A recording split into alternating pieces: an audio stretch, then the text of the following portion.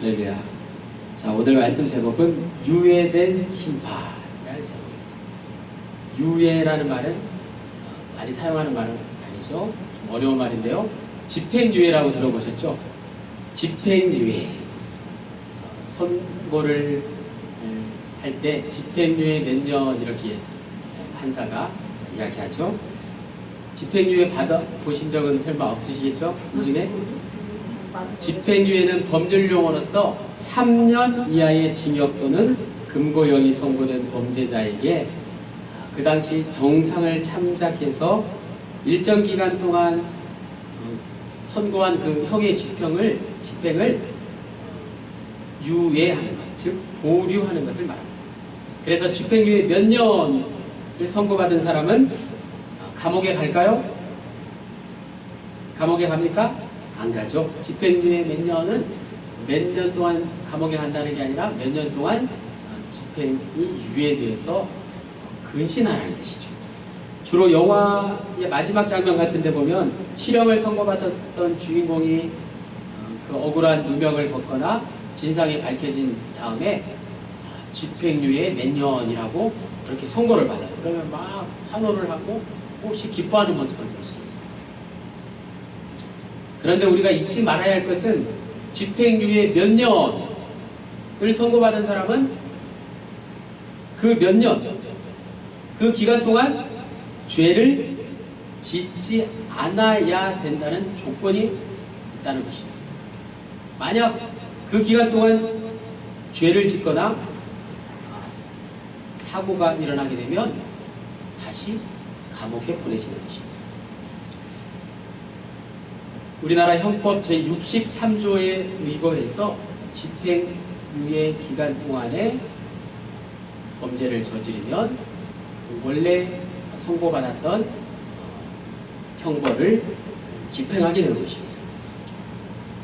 그런데 여기서 우리가 생각해 보아야 할 것이 있는데 집행유예를 선고받은 사람의 마음이 어떨까 하는 것이죠. 처음에는 내가 감옥에 가지 않아도 된다는 생각이 너무 기쁜 그런 마음이겠죠. 하지만 집행유예 기간 동안 늘 마음이 편하지만은 않을 것입니다. 그래서 오늘 말씀의 제목처럼 유예된 심판, 집행유예된 심판을 살고 있는 죄인된 우리의 모습을 돌아볼 수 있게 됩니다. 오늘 말씀은 크게 두 부분으로 나누어져 있습니다. 1절에서 5절까지는 당시 유대를 다스리던 로마에서 파견된 총독 빌라도에 의해서 학살된 사람들의 이야기가 나오고 또 실로암 탑의 망대라고 나오는데요. 그것이 무너져서 많은 사람들이 죽음을 당한 그런 이야기가 소개되고 있습니다. 이어서 6절에서 9절까지 무화과나무 이야기가 나오는데요. 열매를 맺지 못하는 무화과나무의 비유 이야기가 이어서 소개되고 있습니다. 이 두 이야기의 공통점이 있는데 그것은 바로 회개에 대해서 이야기하는 것입니다. 오늘 본문의 앞장 누가복음 12장 말씀을 보면 재판관에게 가는 길의 비유라는 이야기가 나와요. 그래서 누가복음 12장 58절로 59절까지 말씀을 보면 내가 너를 고발하는 자와 함께 법관에게 갈 때에 길에서 화해하기를 힘쓰라. 이런 말씀이 나옵니다. 오늘 본문, 우리가 읽은 본문의 바로 앞부분, 앞절에 58절로 59절에 나오는 말씀입니다. 무슨 말입니까? 법관에게 갈 때에 길에서 화해하라는 말씀이 나옵니다. 즉 여기서 말하는 화해는 회개를 뜻합니다. 오늘 1절에서 5절까지의 말씀을 통해서 우리가 회개의 필요성, 왜 우리가 회개해야 되는가에 대해서 먼저 알아보겠습니다. 본문 1절과 4절 말씀에 보면 예루살렘에 최근에 있었던 두 가지 사건이 언급되었어요. 그 사건 가운데 하나는 사람이 원인이었어요. 즉 빌라도가 갈릴리 사람들을 학살한 이야기가 나옵니다. 사람이 원인이 되어서 많은 사람이 목숨을 잃은 그런 사건입니다.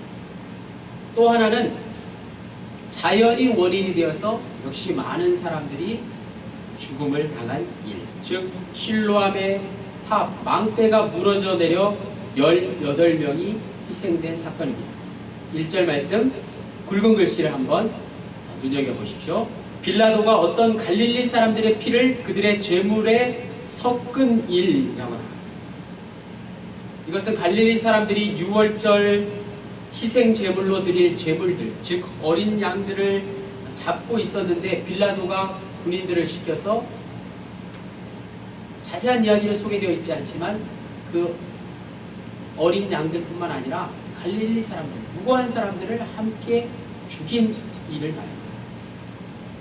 이 사건에 대한 기록은 오직 누가복음에만 소개되고 있는데 훗날 로마 시대에 유명한 정치가요 역사가인 유대 출신의 요세푸스가 이런 기록을 남겼습니다.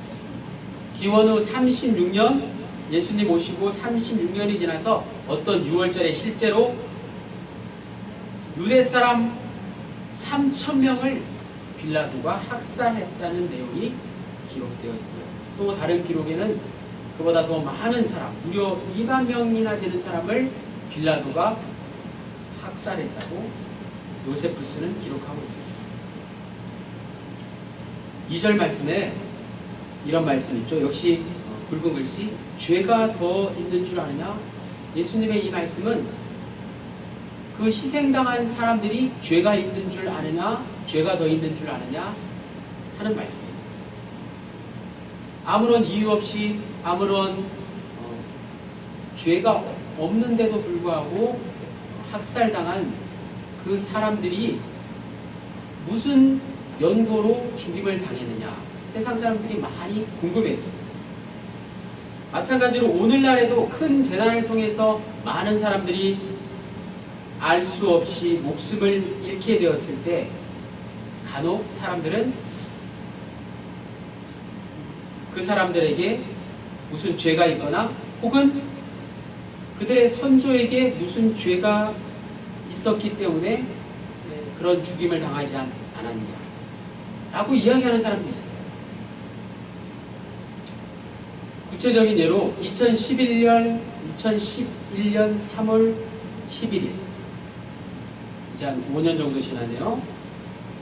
일본 지역에 큰 지진이 일어났죠. 9.0 강도의 큰 지진이 일어나서 어떻게 됐죠? 바다에 해일, 즉 쓰나미가 덮쳐서 그 해변가 마을들을 모조리 다 쓸어버렸어요. 그래서 무려 10,000명 이상의 많은 사람들이 죽음을 당했어요. 재난이 일어났어요. 그 당시 기억하시나요? 어려운 때에 그 사람들을 두고 이런 이야기를 하는 사람들이 있었어요. 일본 사람들이 전에 지은 죄가 많아서 그 죄값을 치는 것이다. 또 그뿐만 아니라 예수 믿는 사람들 가운데 일본이라는 나라가 하나님을 섬기지 아니하고 우상을 섬기는 나라이기 때문에 하나님의 진노를 받은 것이다. 이런 이야기를 해서 사회적으로 큰 무리를 일으켰던 적이 있습니다. 그렇습니까? 답은 오늘 본문에 정확하게 나와 있습니다. 3절에 아니라. 예수님 자신이 자신의 질문을 그렇지 않다라고 강하게 부정하며 말씀하셨습니다. 불행한 재난이 그들의 죄 때문이 아니라는 말씀. 계속해서 만일 회개하지 아니하면 다 이와 같이 말하리라 라는 말씀을 전해주고 계십니다.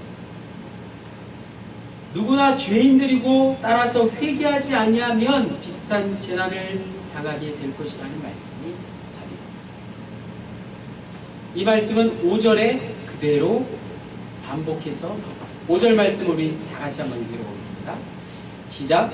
너희에게 이르노니 아니라 너희도 만일 회개하지 아니하면 다 이와 같이 망하리라. 아멘. 이 말씀은 오늘 우리에게 매우 중요한 메시지를 전하고 있습니다. 우리가 아무런 생각 없이 하는 말 중에 내가 죄가 많아서 벌을 받는다. 경상도에는 뭐 죄를 받는다라고 말씀을 하시다. 내가 죄를 받는다. 내가 죄가 많아서 그 죄값을 치른다고들 이야기했습니다. 그 말들은 다 잘못된 말입니다. 그렇다고 우리 모두가 다 죄인이 아니라는 뜻이 아닙니다. 우리 모두가 다 죄인이라는 것을 먼저 인정해야 된다는 말씀입니다.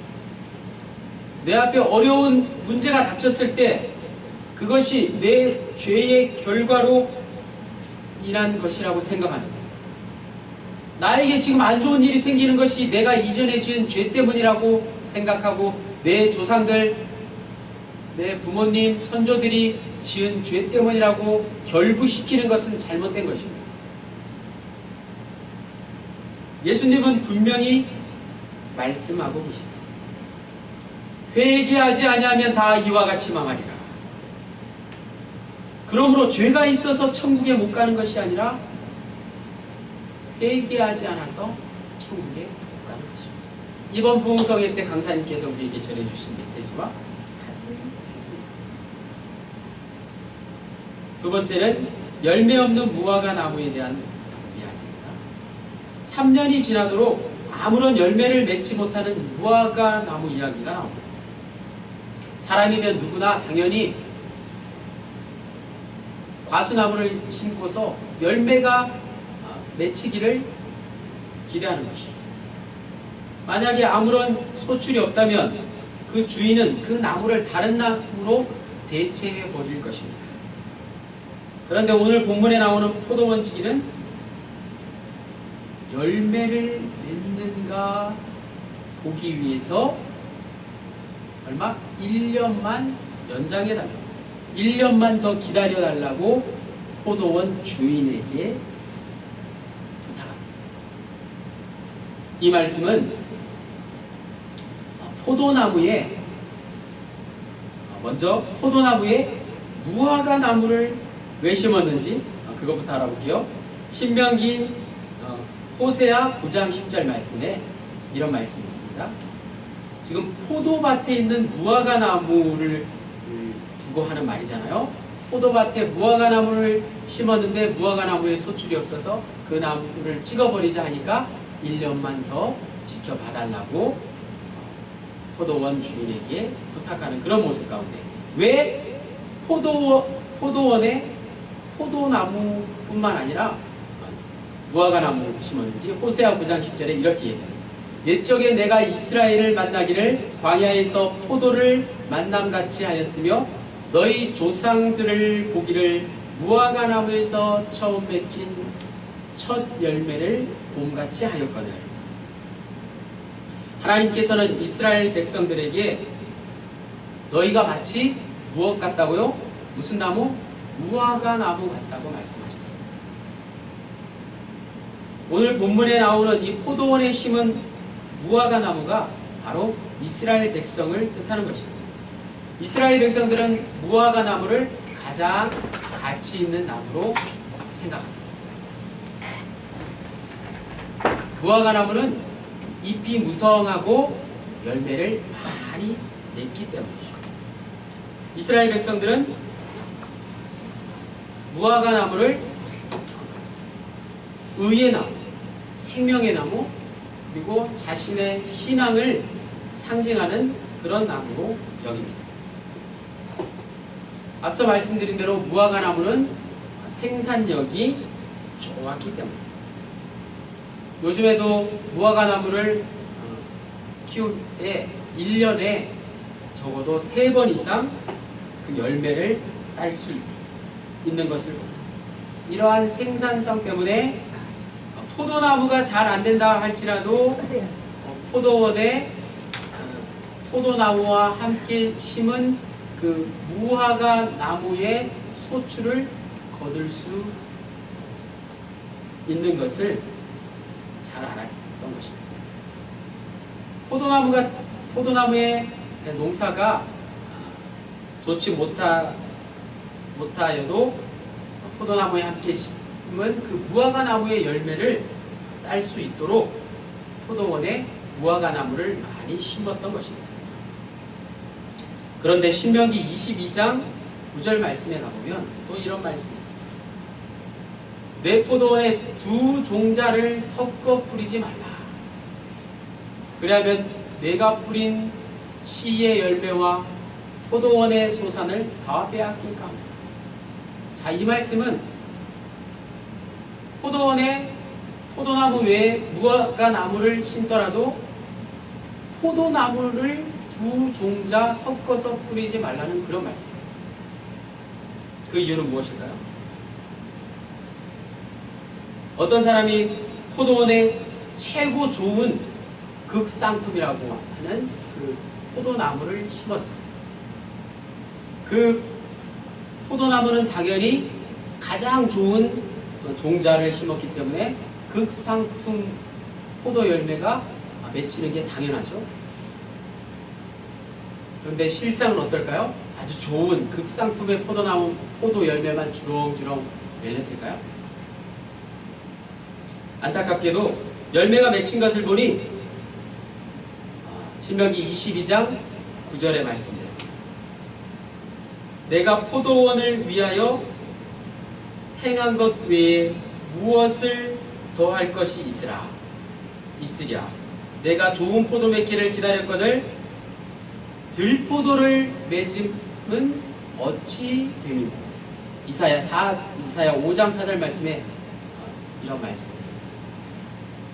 극상품의 가장 좋은 품질의 포도나무를 심었는데 대가는 들포도였다. 들포도가 무엇이죠? 극상품인가요? 품질이 좋지 못한 포도 열매를 맺은 것입니다. 왜 이런 일이 일어났습니까? 그런 들포도를 보며 주인이 한탄의 노래를 부르고 있는 것이 이사야 5장 4절의 말씀입니다. 여기서 극상품 포도나무는 곧 이스라엘 민족 전체를 상징하는 것입니다. 하나님께서는 이스라엘 백성 모두를 하나님의 거룩한 백성으로 삼아 주셨는데 이스라엘 백성 가운데 죄를 짓는 사람들이 나오고 스스로 타락해서 열매를 거둘 때가 보니 하나님의 백성된 이스라엘 백성들에게 죄 지은 백성들이 되고 말았다는 그런 말씀. 즉 아무리 좋은 종자를 심는다고 해도 모두가 다 극상품 좋은 열매를 맺는 것이 아니고 들포도와 같이 품질이 나쁜, 즉 죄를 짓게 마련이라는 그런 말씀입니다. 그럼 오늘 우리가 이 말씀을 통해서 우리의 모습을 돌아볼 때 역시 우리는 극상품일까? 들포도일까? 하나님 아버지께서 우리를 하나님의 자녀 삼아 주셨는데 우리가 늘 극상품으로 하나님을 기뻐하시는, 하나님이 기뻐하시는 그런 삶을 살고 있는가? 그 깨달음이 있어야 됩니다. 그래서 우리는 죄를 짓지 않고는 살 수 없는 존재들이므로 들포도임을 고백하며 살아가야 되는 인생임을 깨달아야 하는 것입니다. 자, 이제 오늘 본문으로 다시 돌아가서 8절 말씀에 주인이여 금년에도 그대로 두소서 라는 포도원 지기의 부탁의 말씀이 나옵니다. 포도원 지기는 포도원 주인에게 간청하고 있습니다. 이미 찍어 버려야 할 나무임에도 불구하고 주인은 자비와 은혜를 베풀어 그 집행을 유예시켜준 거죠. 집행유예가 일어난 것입니다. 당연히 마땅히 찍어 버려져야 할 열매 맺지 못한 나무임에도 불구하고 오늘 말씀의 제목대로 그 심판이 보류된 것입니다. 유예된 심판입니다. 오늘 말씀의 주제는 바로 집행유예된 심판. 우리에게 심판이란 것은 집행유예됐다는 말씀입니다. 오늘 본문 말씀을 통해서 여러 가지 그런 교훈이 있을 수 있지만 가장 핵심이 되는 것은 바로 우리의 심판은 하나님께서 우리에게 자비와 사랑을 베풀어 주셔서 영원한 하늘나라에 들어가기까지 보류되었다. 집행유예됐다는 말씀입니다. 그것을 모르고 살아가고 있다는 말씀입니다. 앞서 말씀드린 대로 집행유예를 선고받은 이의 마음을 한번 생각해 보십시오. 처음에는 너무나 기뻤어요. 감옥에 가지 않게 된 것이 얼마나 다행스럽고 기쁜 일인지 모릅니다. 하지만 집행유예 기간 동안 다시는 죄를 범해서는 안 되는 것입니다. 근신하며 집행유예 기간을 견뎌내야지만이 감옥에 가지 않는 것입니다. 우리가 분명히 기억해야 할 말씀이 바로 9절에 있는 말씀입니다. 9절에 있는 그렇지 않으면 찍어버리소서 라는 말씀, 심판을 의미하는 말씀. 지금 나에게 어떤 어려운 문제가 생기게 된 것을 이전에 내가 잘못한 일 때문이라, 나의 죄의 결과라고 생각하는 것, 그것은 잘못된 생각입니다. 또 반대로 내게 아무런 문제가 없이 그저 평안하고 안락한 삶을 누리고 있다고 해서 내가 아주 신앙생활을 잘하고 있다고, 나의 의로움 때문이라고, 내가 아무런 죄를 짓고 살지 않는다고 생각하는 것도 큰 잘못된 생각입니다. 다시 말해서 오늘 지금 여기서 하나님께서 우리를 심판하지 않는다고 해서 그것이 나의 의로움 때문이라고 생각하지 말라는 말씀입니다. 본문에 나오는 말씀처럼 당장에 열매 없는 나무를 찍어버리지 않은 것이 열매 맺지 않는 사실을 주인이 그대로 용납한 것이라고는 이해하면 안 됩니다.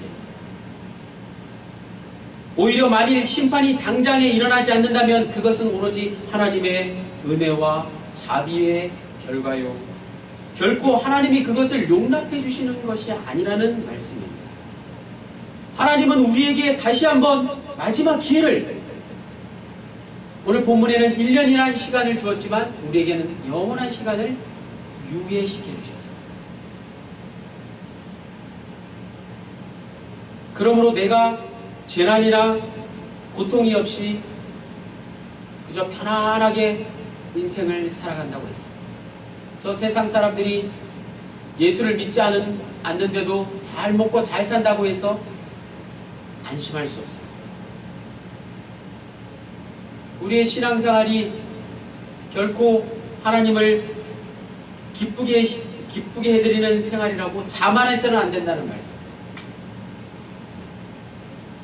또 아무런 고통이나 재난이나 비극을 당하지 않는 생활이라고 해서 그것이 결코 내가 잘해서 때문이 아니라 내 의로운 삶의 결과라고 하나님께서 나에게 보여주시는 그런 보장이 아니라는 것입니다.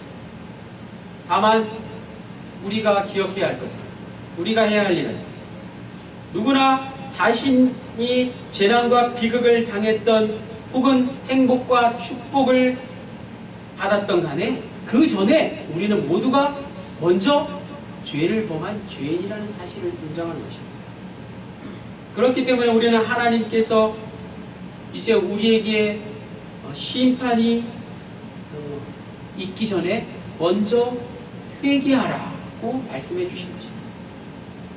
하나님께서는 우리의 죄를 영원토록 집행유예시켜 주셨습니다. 오늘 말씀의 제목 그대로 우리는 집행유예된 심판을 기다리며 살아가고 있는 그런 존재입니다. 그 집행유예된 심판이 우리를 기다리고 있습니다. 그날을 향해서 우리가 하루하루 살아가고 있는 거죠. 그렇다면 우리의 삶의 모습이 어떠해야 할까요?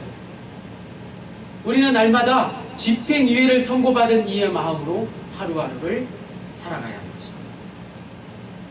하루하루 간절하게 하루하루를 감사하며 하루하루를 유예시켜 주신 하나님의 은혜와 자비를 감사드립니다.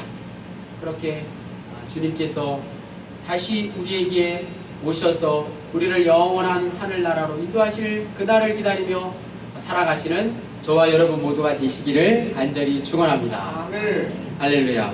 하나님 감사합니다. 오늘 이 시간 우리가 먼저 죄인임을 고백하기 원합니다. 우리가 먼저 죄인임을 깨닫고 그 죄를 하나님 앞에 용서를 구하는 심정으로 살아가게 하시고, 우리가 잘나서 우리가 의로워서 하나님께서 우리에게 아무런 어려움을 주시지 않는다고 주님 교만한 그런 생각을 갖지 않게 하시고, 또 우리에게 어떤 어려움이 찾아왔을 때 그것이 나의 죄 때문이라고 죄책하며 자책하며 죄책감을 가지고 살아가는 불쌍한 인생들이 되지 않도록 도와주시옵소서. 우리에게 남겨진 집행유예된 심판의 날을 날마다 주님 근신하며 경건의 삶으로 살아가는 주의 백성들 모두가 되기를 간절히 빌고 원하며 예수 그리스도의 이름으로 기도하였습니다.